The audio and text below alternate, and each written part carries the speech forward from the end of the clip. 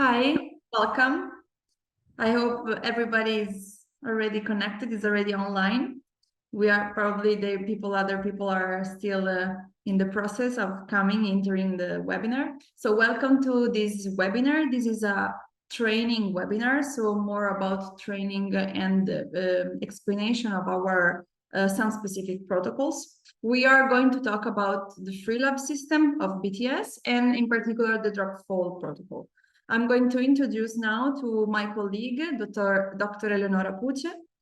She is a biomedical engineer and she is product specialist now here in BTS. So the stage is yours. You can start and whenever you want, have fun. Thank you, Marta. Hi, everyone, and welcome to this webinar. Today, we're going to explore the FREELAB system, and we'll analyze in detail the drop-fall functional protocol. So we'll go through the goal of the functional protocol, the test execution, and the interpretation of the report.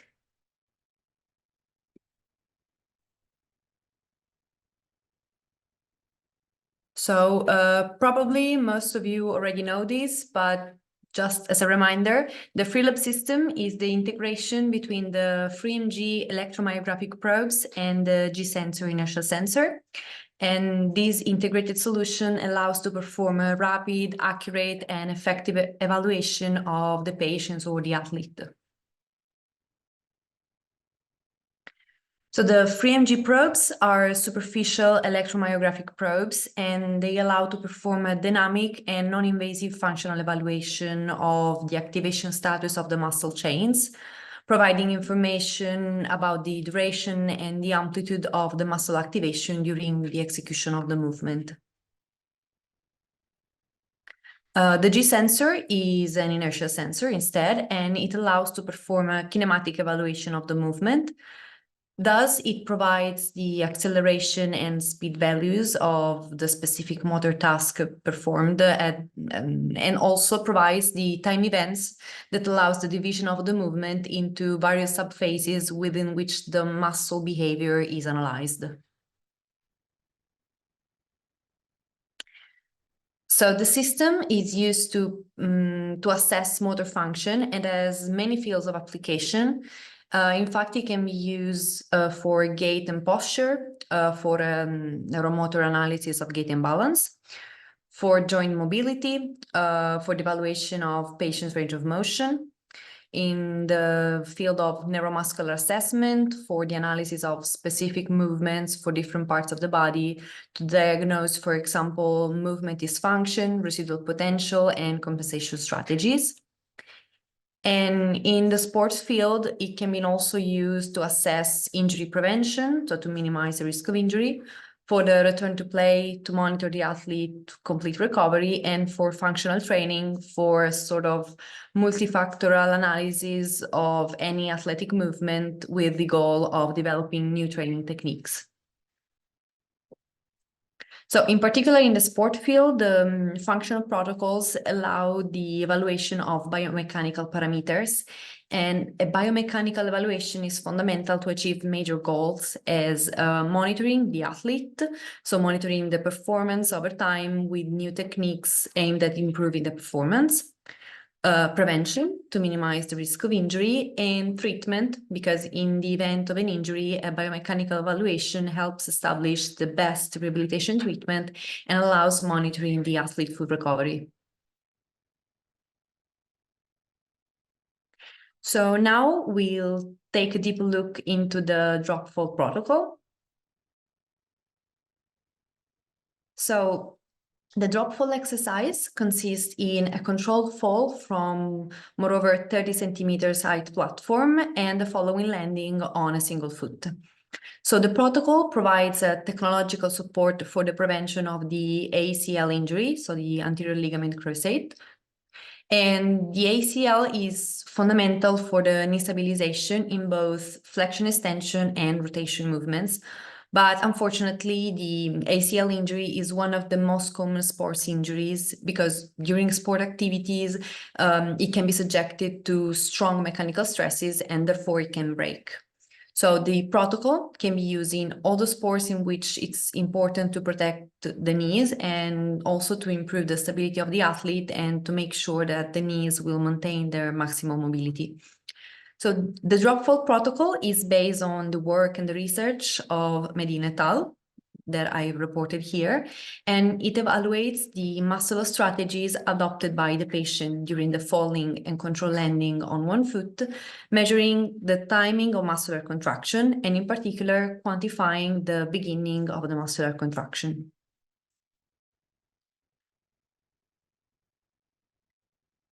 So the protocol aims at obtaining for the athlete the maximum reinforcement of the tight muscles, in particular of the muscles that help the knee to flex and to extend. And in particular, the pattern and the speed with which these muscles are recruited have a very important role in ensuring the stiffness and the dynamic stability of the knee.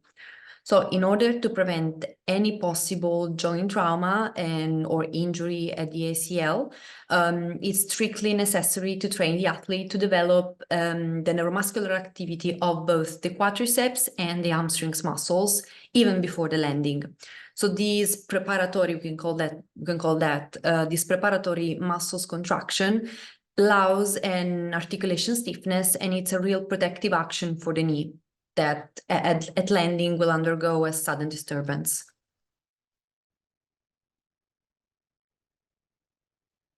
So in our case, to perform the test, we need a FreeMG electromyograph equipped with 4 probes for the analysis of the muscle activity, and a G sensor, so the inertia sensor for the kinematic analysis of the falling and landing on one foot.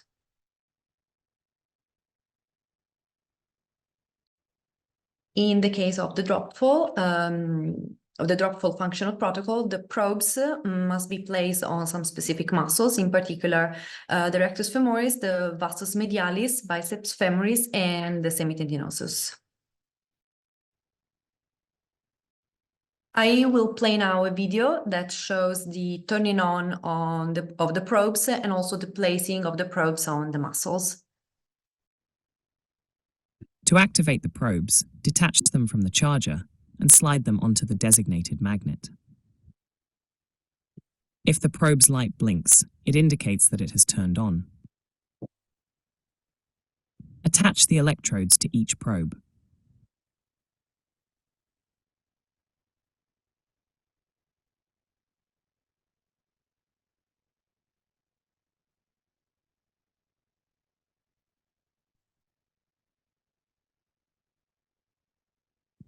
After activating the probes, open the software and check that the G-sensor and EMG probes are connected. If they are, a green light will appear in the top right corner. Now, click on Laboratory and then Create EMG Protocol to select the muscle setup related to the drop-fall protocol. Specifically, the muscles are rectus femoris, vastus medialis, biceps femoris, and semitendinosus. Finally, click Set Active to activate it.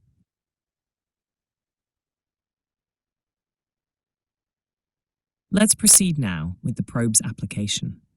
For the rectus femoris, place the probe on the muscle belly, halfway along the line from the anterior superior iliac spine to the superior pole of the patella, following the direction of the muscle fibers. For the vastus medialis, place the probe at the distal quarter of the line from the anterior superior iliac spine to the medial side of the knee joint line, following the direction of the muscular fibers, slightly oblique. For the biceps femoris, place the probe at the distal 1/3 of the line from the ischial tuberosity to the head of the fibula, identified by bringing the knee into flexion at 90 degrees. Finally, for the semitendinosus, place the probe at the proximal 1/3 of the line between the ischial tuberosity and the medial epicondyle of the tibia.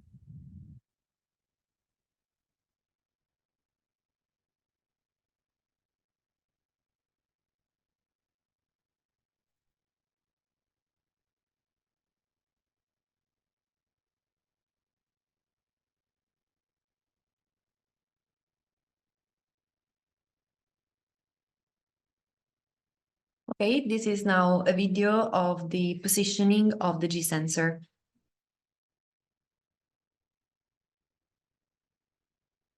Turn on the sensor using the side switch. If the light of the sensor blinks, it means it is turned on. Using the apposite belt, place the sensor on the back. The G sensor inertial sensor must be positioned on the spine at the level of the S1, S2 vertebrae, below the line that joins the two dimples of Venus, in line with the axis of the spine.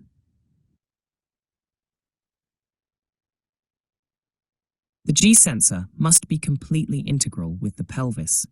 For this reason, it is recommended to tighten the belt in order to make it as fixed as possible to the body and prevent it from moving during the execution of the test.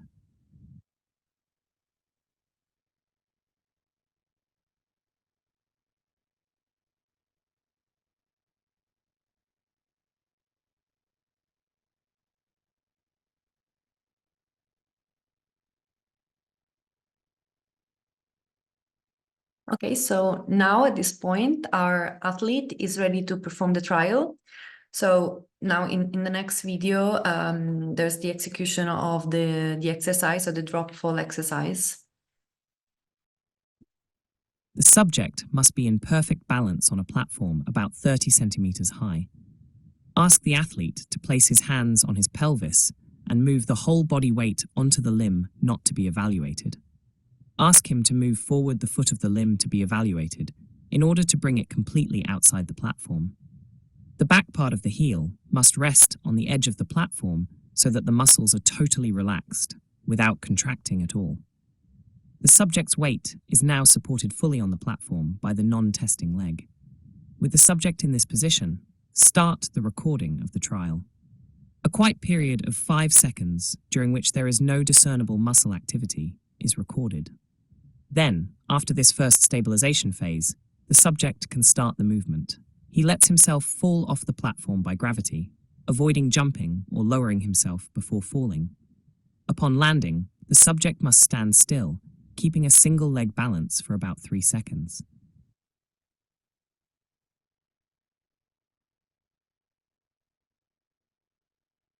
Okay, this is instead another video that will show the steps to record the trial from the software interface.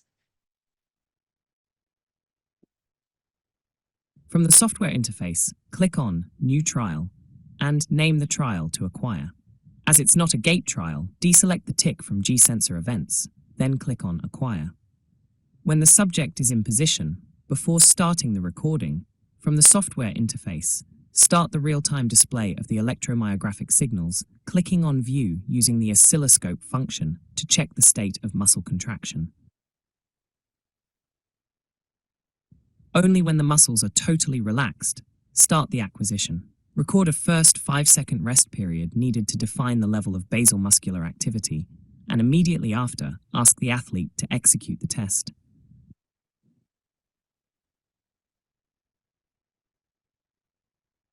At the end of the trial, click Stop and save it.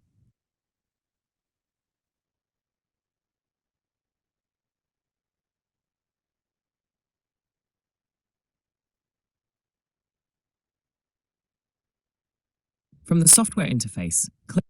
Sorry. Okay, so this was our first part. Then we'll dealt with the interpretation of the report. I leave the word to Marta. So thank you. We take a break because we saw the system, the FREELAB system, the fact that can be used in multiple assessment and evaluation, and in particular for ACL injury prevention. So specifically for sport fit, but also for medical field. And now the stage is yours if you want to do some questions and we can answer to some doubts before starting the second part of the presentation. So if you have any doubts, any questions, something that you want to ask, just feel free. Otherwise, we can continue with the presentation with the second part, and then in the end, you can still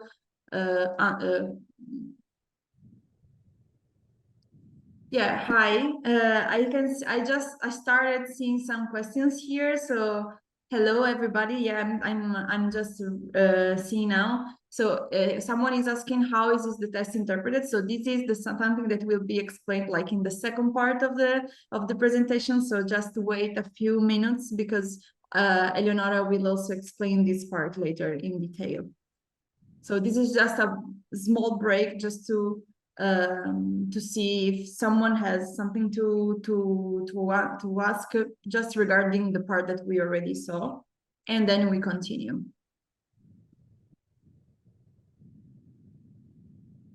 If you want, we can already, you can go, Leonora, we can continue, and then in the end, we can also talk a bit more about like the, sorry. Once here, Benz is asking, is this strictly 5 seconds? Is cut off in the protocol code phase? Okay, it's not strictly 5 seconds. It can be more than 5 seconds. We highly recommend to use at least 5 seconds as a, say, basal level to measure the basal level of the muscular activity. But it's not strictly, it's highly recommended. Yeah, someone I also saw that if we can show you later or send you later the webinar, yes, of course, everything is recorded and it will be also posted on our website, so no problem about it. You can also see it later and send it also to your colleague. Also, someone is asking what are the recommended box aids? So exactly 30 centimeter minimum, maximum 30 centimeters. We can have like a kind of different setup. It's approximately 30 centimeters. I mean, according to the literature, it's 30 centimeter. I mean, not strictly. Yeah, it can be from 25 to, I don't know, 35, 40. It also depends on the height of the patient, of the athlete. Exactly. So thank you. You can continue asking, and we will continue now. And then in the end, if you want, we can also go back also to the questions and answer again. Thank you. Thank you very much, Eleonora. Thank you. Okay. So let's continue with the interpretation of the report, basically. Only just one last video that shows the step to elaborate the data and generate the report. For the creation of the report, on the software, select the trial to elaborate, and then select the drop-fall acquisition protocol.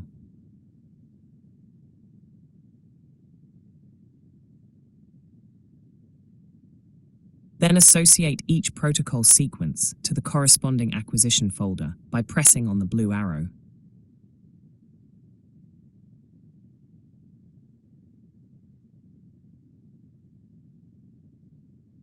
The software will automatically generate the report that can be printed or saved in a PDF format file.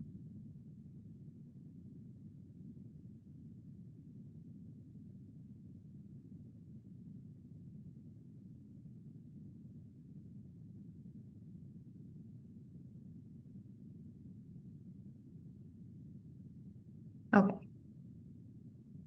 So this is the automatically generated final report, and it contains the essential parameters to evaluate the preparatory and reflex activity of the muscles before and after the foot contact with the ground. So now we'll take a deeper look into each page of the report. So this is just the cover, and here we can find the subject's personal details. This instead is the first page, let's say, and it shows the timing of pre-activation of the muscles.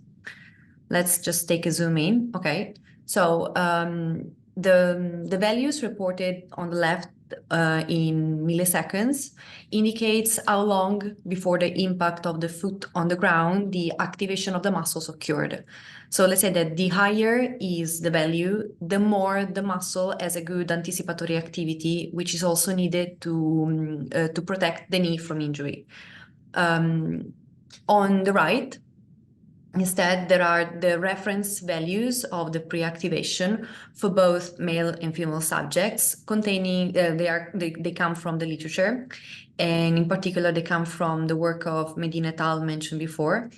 And of course, the most significant value of this range is obviously the lowest, because it represents the minimum threshold below which not to go, because it would mean that the muscle activates too late, and so the activation is too low. The activation is too close to the impact of the foot on the ground, and this means that the athlete can run the risk of injuries at the ACL, because there is not a good stabilization of the knee joint at the landing. This is instead the last page, and this shows the activity profile of each muscle. Also in this case, let's just take a zoom in.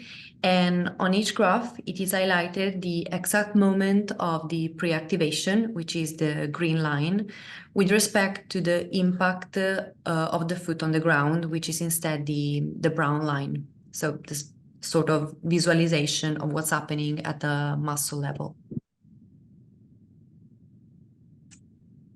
So in summary, these were the keywords of this last part of the webinar. So we dealt with the report, interpretation, and the elaboration of the data. If you have any question or any doubts, please ask. Feel free to ask. Thank you, Eleonora. Thank you for the presentation. We are open for questions and Q&As.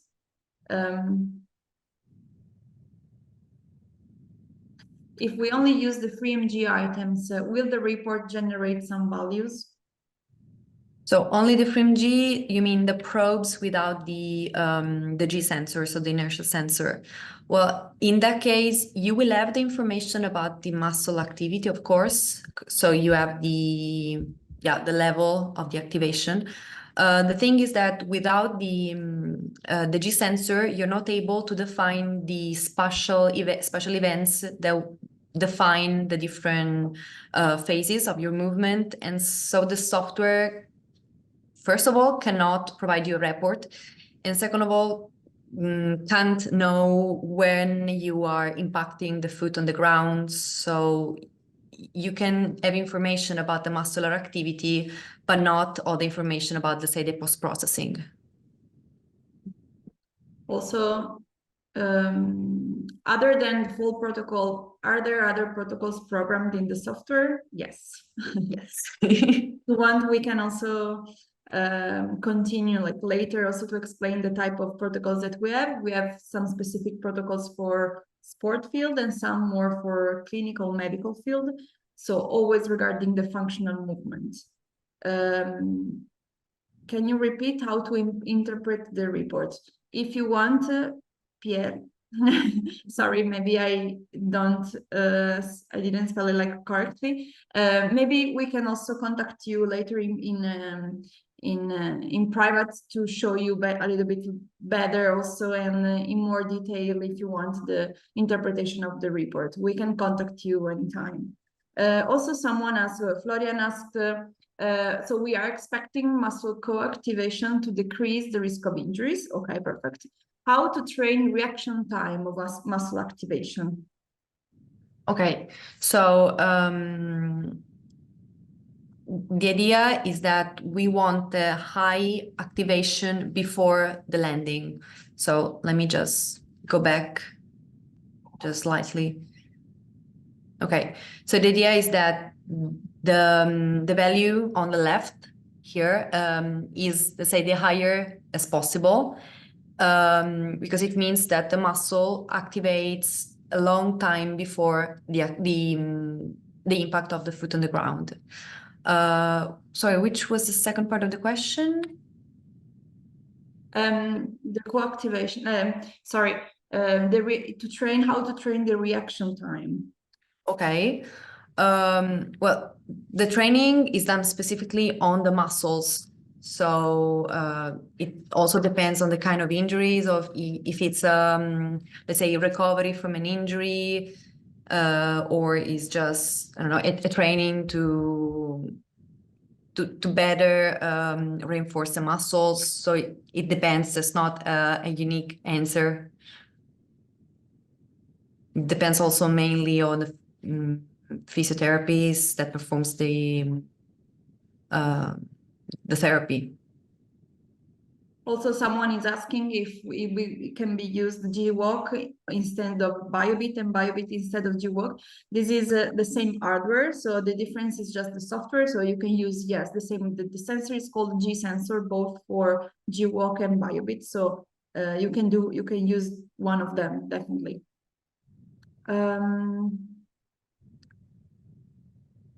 Could you help introduce some practical cases that could use the protocol? So the value that make our customer feel, the real use example in clinical or sport field. Practical cases.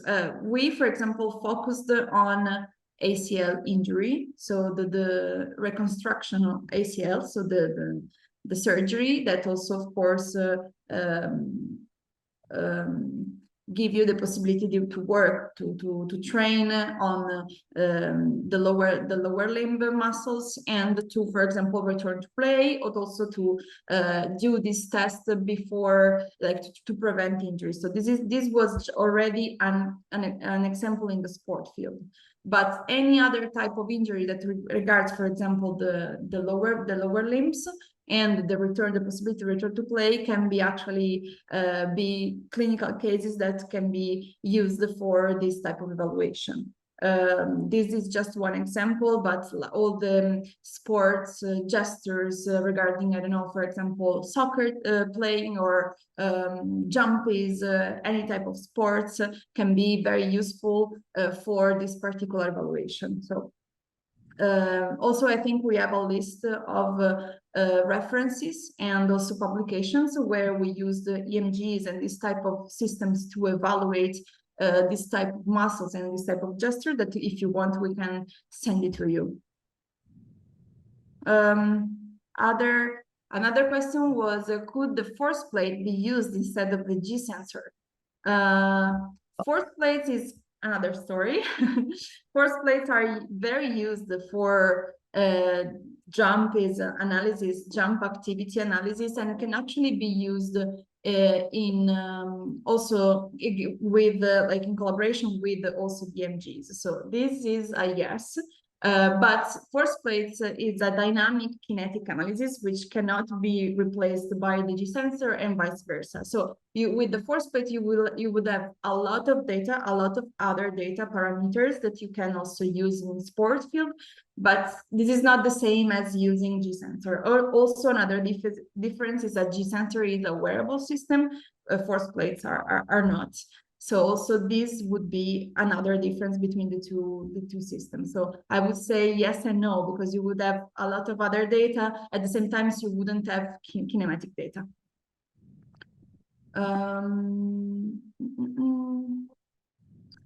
Are the electrodes one-time use, or can they be cleaned and reused? No, we suggest to use them and then throw them away. The electrodes, the pre-gelled electrodes, not the probes. The the pre-gel electrodes. Also, because once you attach them and then detach them, they're not able to transmit all, I mean, in a good way, the electric activity of the muscles. Hussein is also asking, is it enough to apply the sensor probes on those muscles, since the gluteus muscles is a good indicator in drop fall and leading mechanism, in addition to the mentioned muscles? Okay, so we use these muscles, and we let's say use these fixed muscles because in the literature that I presented to you, they use those muscles, and we base on the literature to have the reference for the pre-activation timing. There are also other researches that are not out yet that are considering some other muscles, so we can also maybe consider to introduce new muscles, but we have to see, and of course we need reference to put the reference for the pre-activation. Also, Benz is also asking, not reconstructing ACL after an injury is getting more and more popular. That's true. Can this protocol be used effectively on a patient who decided not to reconstruct the ACL? Should the report be interpreted differently in such case? I don't think so. This is just a test, an evaluation test that show you if you are ready to return to play, to return in the field or not. So if you do or do not do surgery is another thing, but you're still weak and you still had an injury. The fact that ACL is not there anymore. So it doesn't matter if you did or not your injury and your surgery. The evaluation can be done at the same time, and the results are still valuable. Yeah, depending on the results, you can tell, okay, my risk is low. No, my risk is very high. Let's train a little bit before going back to the field. Yeah. Also, someone is asking, can the system be used to assess an individual's climbing activity, like climbing up to 30 centimeter steps, to medically assess climbing capacity? So I would say yes. I mean, it's still a risk of an injury, so yes. Yeah, I would say yes. Yeah, you can use EMGs for any type of movement, of course, regarding muscle activity. So you can choose your own muscles. You can also create your own protocol. You can also ask us to help you in the creation of your own protocol. For this specific protocol, we were working on the drop fall, but at the same time, you can do the reverse movement with another specific protocol. So in this case, it would be another protocol analysis. Okay. But of course, any type of movement regarding muscle activity can be analyzed.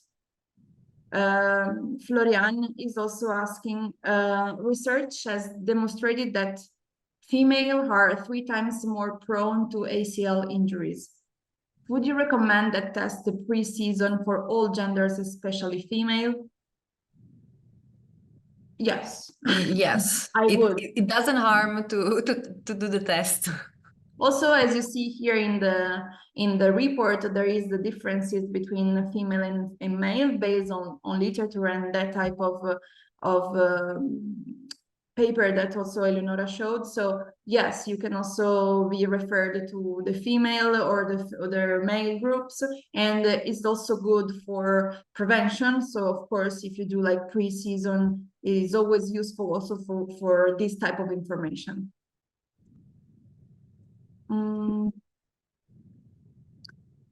What would you do in case where the person is activating the muscle far too early before landing? Sorry, can you repeat the question?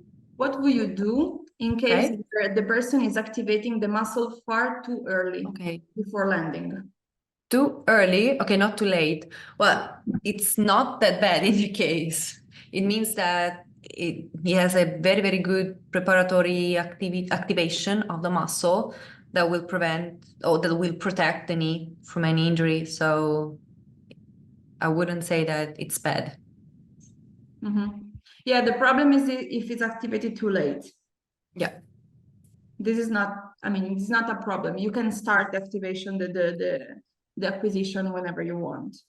There's an Italian question. Is it possibile utilizzare nei casi di sarcopenie giovanili? So is it possible to use in case of sarcopenia, like young sarcopenia, for programming the rehabilitation process, the rehabilitation treatment? Yes, definitely, especially in young people, young population. That could be very useful. So se parliamo in italiano ti direi sì, è possibile.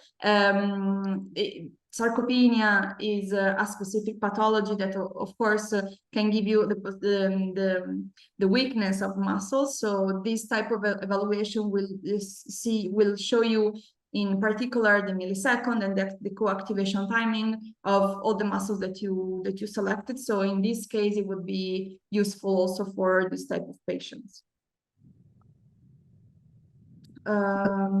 It could be of interest to measure the reaction time to the start.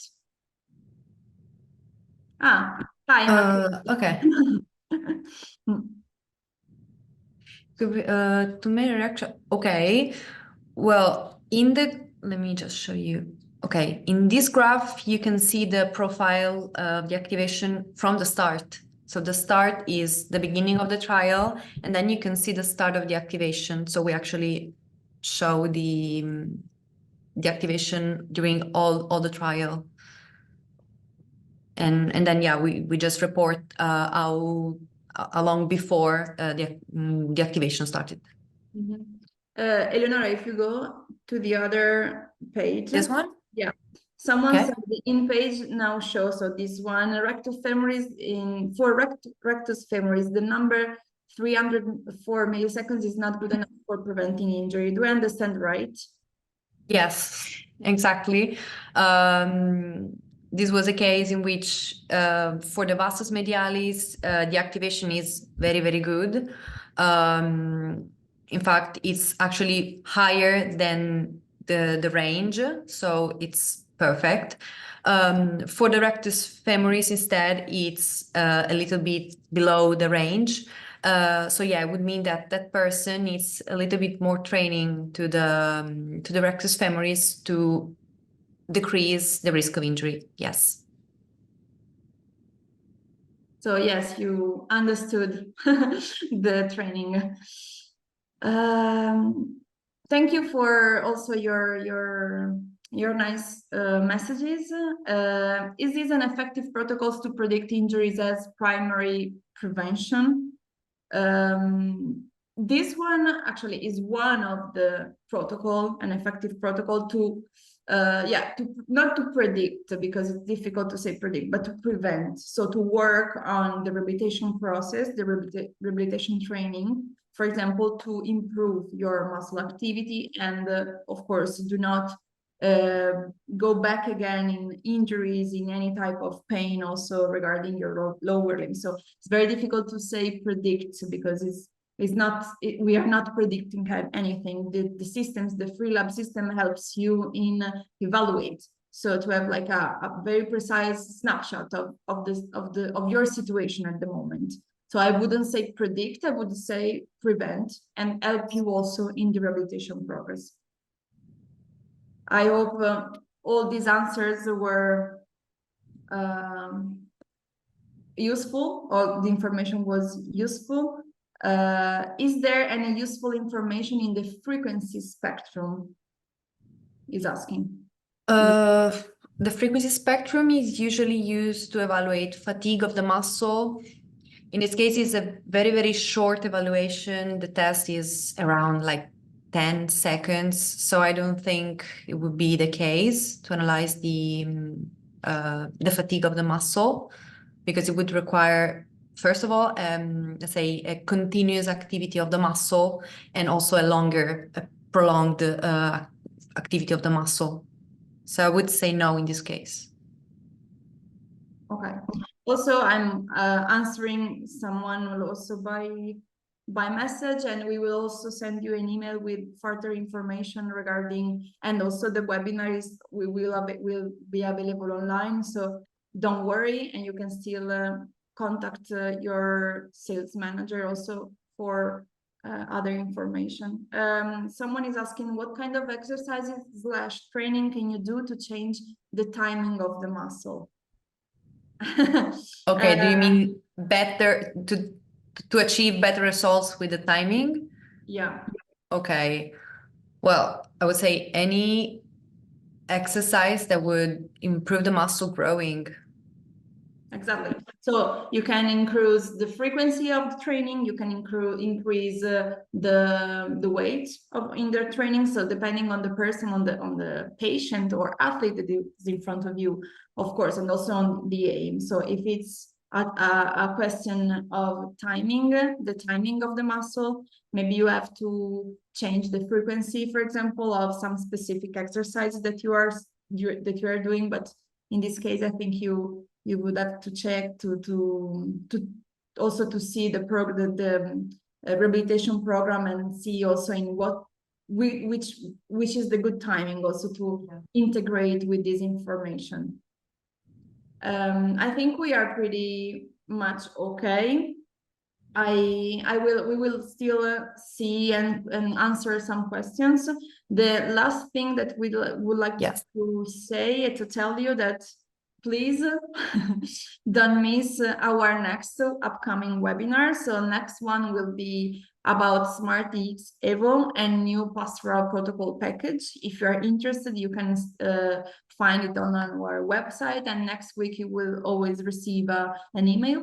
Next one will be another BTS training webinar about smart analyzer training and specifically about cervical spine mobility. And finally, we just wanted to show you the upcoming events. We are participating at Expo Sanità, CIMAS, ESPRM congresses this month.